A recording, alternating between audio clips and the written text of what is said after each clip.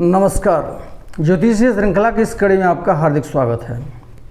पिछले वीडियो में हम मीन लग्न की कुंडली की विश्लेषण से संबंधित कुछ महत्वपूर्ण ज्योतिषीय सूत्रों का अध्ययन किए थे और इसी क्रम में आगे बढ़ते हैं और कुछ और सूत्रों के बारे में जानते हैं जो हमें मीन लग्न की कुंडली के विश्लेषण में सहायक सिद्ध होते हैं।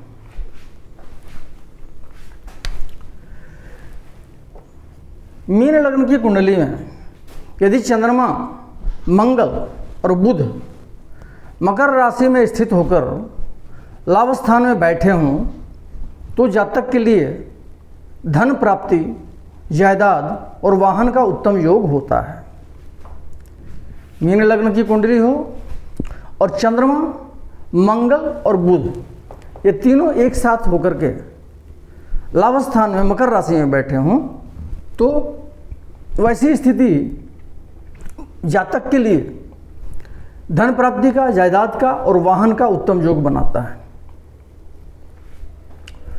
अगला सूत्र है कि मीन लग्न की कुंडली में यदि चंद्रमा और शनि लग्न में बैठे हों, मंगल एकादशस्थ हो और छठे भाव में शुक्र बैठा हो तो शुक्र की दशा में जातक का भाग्योदय होता है।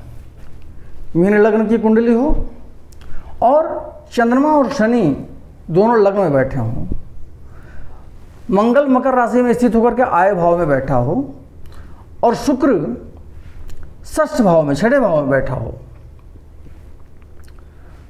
तो ऐसी स्थिति में शुक्र की दशा में जातक का भाग्योदय होता है। अब मंगल अपनी उच्चस्थ राशि में होकर के और अपनी अष्टम दृष्टि से शुक्र को देखता है। लग्न में चंद्रमा और शनि हो, मंगल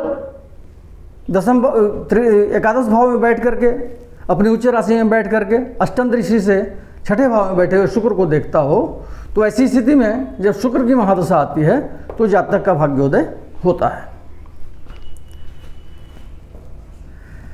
अगला सूत्र है कि मीन लग्न की कुंडली में यदि चंद्रमा, मंगल, बुध और बृहस्पति चतुर्थ स्थान में बैठे हों तो इन ग्रहों की परस्पर दशा अंतर्दशा में जातक बहुत यश प्राप्त करता है और उसका भाग्योदय होता है। किंतु यदि तृतीयेश और अष्टमेश इन चारों ग्रहों के साथ बैठ जाए तो यह योग भंग हो जाता है। क्या कहा जा रहा है कि मीन लग्न की कुंडली हो और चंद्रमा, मंगल, बुध और बृहस्पति ये चारों ग्रह एक साथ चतुर्थ भाव में बैठे हों तो ऐसी स्थिति में जब इन चारों ग्रहों की परस्पर दशा अंतर्दशा आती है, अर्थात चारों में से किसी एक की दशा और तीन ग्रहों की क्रमशः अंतर्दशा आती है तो चारों ग्रहों में किसी की अंतर्दशा हो, किसी की महादशा हो, उस स्थिति में जातक को बहुत यश की प्राप्ति होती है और उसका भाग्योदय होता है जब इनकी परस्पर दशा अंतर्दशा आती है। किंतु यदि इन चारों ग्रहों के साथ तृतीयेश और अष्टमेश कौन है? शुक्र है। यदि इनके साथ शुक्र बैठ जाता है तृतीयेश और अष्टमेश होकर के तो इस योग का भंग हो जाता है। अगला सूत्र है कि मीन लग्न की कुंडली में यदि धनु राशि में स्थित बृहस्पति दशम भाव में बैठा हो तो निश्चय ही योगप्रद होता है। मीन लग्न की कुंडली हो और धनु राशि में होकर के बृहस्पति दशम भाव में बैठा हो तो वैसी स्थिति में बृहस्पति योगप्रद होता है और अपनी दशा अंतर्दशा में जातक को सुफल प्रदान करने की स्थिति में होता है। अगला सूत्र है मीन लग्न की कुंडली में यदि चंद्रमा वृष राशि में, सूर्य सिंह राशि में, बुध कन्या राशि में, शुक्र तुला राशि में, बृहस्पति धनु राशि में और मंगल मकर राशि में स्थित हो तथा शनि कुंभ राशि में स्थित हो तो जातक बहुत भाग्यशाली होता है। और इन 7 ग्रहों में से यदि 5 ग्रहों की स्थिति भी उक्त प्रकार से हो तो जातक बहुत ही भाग्यवान होता है। क्या कहा जा रहा है? मीन लग्न की कुंडली हो और चंद्रमा वृष राशि में उच्चस्थ होकर के बैठा हो,